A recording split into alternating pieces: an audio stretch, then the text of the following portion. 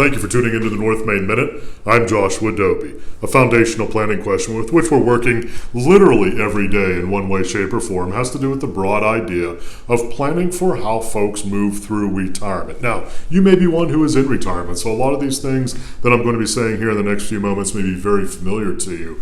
But these are very important ideas to keep in mind, especially if you're already in retirement. The first one has to do, or if you're looking at retirement as well, but the first one has to do with where your income options are. Now, that is different for everybody.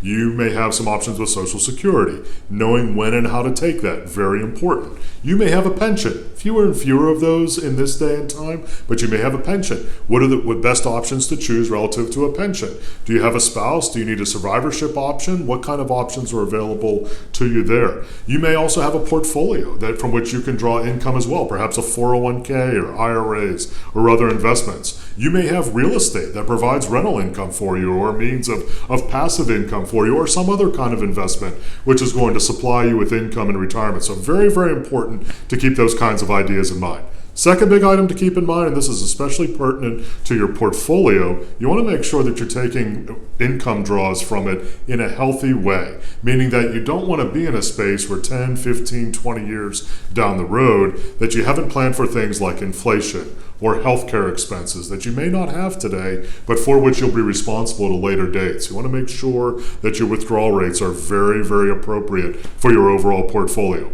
The third and final item that I would recommend for you to keep in mind is make sure that when you enter retirement, you don't get too conservative with your investments. We see this kind of bias all the time. Sometimes folks think, well, I'm going to be real aggressive until I get to retirement, and then I'm going to be ultra conservative. Well, if you're not going to live very long in retirement, that can work. However, we see folks who are 20, 30, even 40 years in retirement.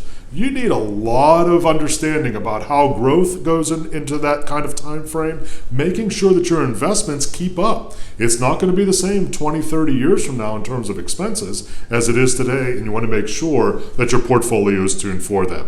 If you'd like to reach out to us at North Main Financial Group, perhaps take a look at your overall retirement plan. Maybe you're looking at retirement in the near future. Perhaps you're already in retirement and you're wanting to make sure that you're pushing in the direction that you desire to go. We'd love to hear from you. NorthMainFinancial.com.